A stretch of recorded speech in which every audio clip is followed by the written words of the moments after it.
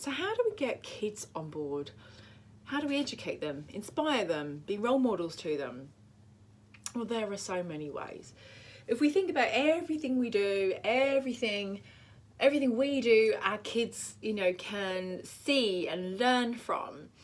It is important to be the role models as well, rather than just obviously telling them to do something that we're not doing. I think getting them involved in things as well is really useful. So getting them involved in fun activities around recycling, or around who can grow the largest sunflower, and teaching them about the life cycle of a plant or pollination of a plant whilst you're doing the fun activity. Involve them in the learning process whilst doing the fun thing. The other thing is to think about is that every child is different. The age, the personality, their likes, their dislikes, the way they learn, how well they listen, what their hobbies are, and what their motivating factors are. It might be that they really want a toy, but it's too expensive. So you can say to them, we can get that toy, but the only way we're going to get it is to buy a pre-loved one. And that will be a motivating factor for them. They really want it. So whilst they're motivated and they're listening, you can have a conversation around pre-loved, for example, and what the benefits of that are. The other thing to think about is, obviously, the majority of children will watch TV, will watch films, for example. So think about what they're being shown visually, or what are they learning through cartoons or TV or films, and try and, I'm not saying you have to, obviously you might not be able to take full control of everything they watch, depending on what age they are, for example, but try and have some inspirational influence there. So for example, my kids are young and they love watching programs like Peppa Pig and Octonauts. Well, those actually have, Octonauts, for example, is really great for educating about the ocean and creatures in the ocean. I have genuinely learned loads from them, and my daughter seems to pick up this information like a sponge and just remember interesting facts about the sea, which is fascinating how she does it.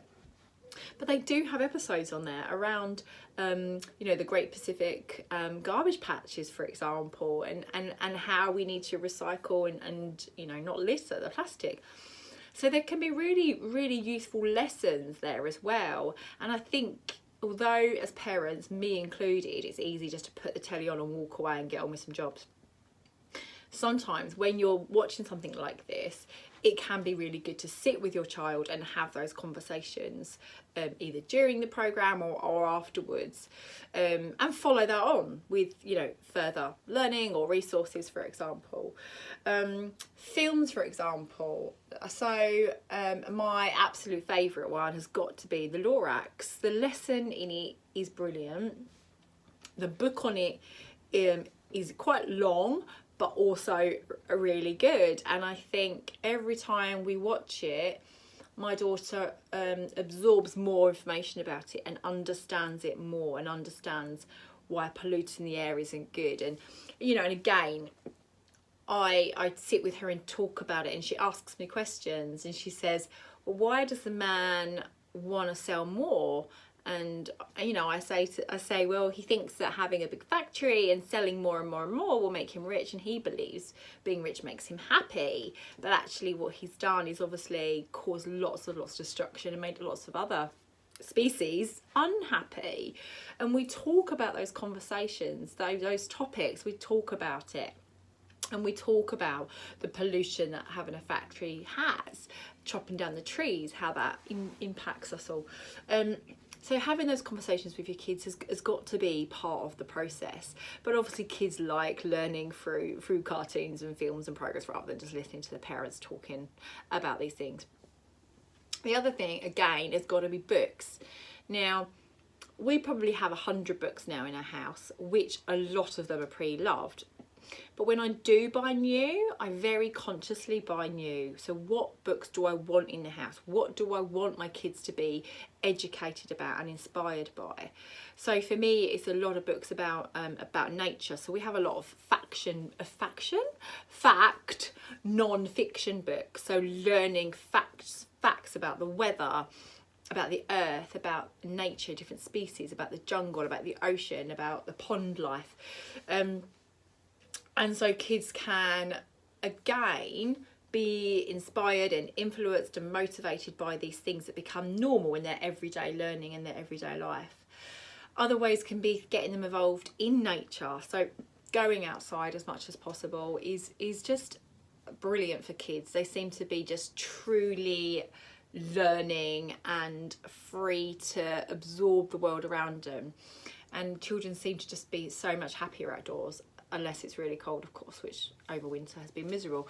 But you know, using that opportunity again, not just to let your kids run around the woods, but talk to them about what they see. You know, make a scavenger hunt out of what they can collect. Can they make a rainbow out of all the different coloured leaves? Can they see what different types of twigs they can find, and then identify what trees it is? Or, you know, picking up acorns and planting acorns and growing a tree sapling. All those things can be amazing and not only fun, but they can be great learning opportunities if you make the most of the opportunity to have those conversations. And often I think we're fearful of having those conversations because we don't know the answers ourselves, having been adults that perhaps weren't educated about these things. And I think that's fine, because that's where, you know, Octonauts has taught me loads, and my daughter's books have taught me loads, and it's okay to not know the answers, but you can learn together. So use the opportunity to wonder and explore together and find the answers. Other things you could do, obviously involved in nature, are growing plants. Like sunflower seeds are a great one to grow. You know, look, you can measure, you can make them so educational as well. Measure them weekly to see how tall they are, and watch them grow. And then things like vegetables, again, so rewarding. Hopefully your kids will be motivated by food in some way, like something they like you could grow in the garden, whether that's just potatoes to make chips, whether that's tomatoes, strawberries, whatever it is. Maybe look at what food they like and support them in growing them together and nurturing it. And again, talking to them about growing your own. What are the benefits of growing in your garden and not buying it from a supermarket, or not buying it in plastic or abroad, or whatever it is. So use all those opportunities just to have those discussions, preferably like weekly, daily. So as much as possible, we need to inspire and educate our children about these issues, as well as things like recycling, getting them to put things in the right bin and understanding what the difference is. Okay, so what about things like when you're going shopping with your kids and they just want loads of stuff? They're like, oh, can I have that? I want that, I want that. One thing, probably the biggest thing, is to say no. And not just to say no as in, no, you're not having it, but explaining why. You have lots of things at home, you know, there are so many things at home that we trip over our toys, we don't need any more, and that perhaps if you want anything new, perhaps we can give away some of your toys first to somebody who needs them, or perhaps we can look at getting you a new toy soon, but we could buy pre-loved. Having a discussion around it. Again, just buying, you know, just saying no doesn't help your child understand why it's not a good thing to have it. So I think respecting your child and explaining to them as much as they can understand is useful. And regard to gifts, so I guess a few of my thoughts around gift giving in general, like birthday and Christmas, is put a kind of a limit on it, make an actual list and give that out to family and friends, and don't be afraid to say you don't need anything, and actually we want secondhand clothes or secondhand toys. That's something that I've done over the last couple of years, and it's generally going down well. Like, people are listening more, so it can be really useful to specify what you want. Like, we do need some clothes, age blah blah blah, but please can you buy a secondhand. But for kids, telling them that they, you know, that getting them used to things not having to be in a packet, like my kids generally, I don't even think they know if something would be new or not, because they've probably never really seen new toys very much, or they have, but not very often, because most things they come is pre-loved, and it's nicely wrapped in some sustainable brown wrapping paper or the furoshiki material, so it's still a lovely gift for them to open. But they just, from I suppose birth, I've never worried about having to give them brand new stuff, so they're just used to it. If your kid's not used to it, and again, using their motivation, so what is it they really want? Well, you know, we can't afford to get you that computer, but new, but we can get that secondhand, and that might ease them in gently into accepting that secondhand is okay. You know, other things to think about when you're buying your kids gifts is looking at sustainably made toys. So you know, you can get a lot of wooden toys, but it's something to really think about, looking at the logos and the material. So is it sustainably made wood? Does it have the logo, the FSC, Forest Stewardship Council, or does it say that it's made out of recycled material, that kind of thing? So looking at sustainably made wooden toys is another option. Doing things like animal adoptions is so lovely. My daughter, I got her a turtle adoption for her 6th birthday recently, and she's just said to me this morning she wants to adopt every animal on the planet, which I don't have the money for. But you know, she likes it, and we opted to go for the upgraded version with a soft toy, although that actually wasn't, it's probably not, obviously it's less eco to do that. But for her age, we felt that she needed that in order to have those discussions, and for her to understand what she'd done, and for her to be motivated by it. You know, having that cuddly toy means she can remember that she's adopted a turtle. So yeah, so little things like that, adoption, if your kids like animals, can be a really nice thing. They get a pack with it, you know, they get a little certificate, and they get a little activity booklet and stuff with things they can do in it, and learn from it. There are lots of things like toy subscriptions as well now. So you can get kids, like you can pay monthly for toy subscriptions. So you get some toys literally in the post for a month or 2 months, however long you want them. And then you can choose, depending on the value you spent and the tokens you get, depends on how much you get per month, for example, to spend on new toys. But a really good way of having loads of fresh toys regularly, without your kids getting bored, but about it actually you know, taking up all the space in your house. Or something I wish I had known about 6 years ago when I had my daughter, and I would have just done it from scratch and never had to store any toys. Would have been amazing.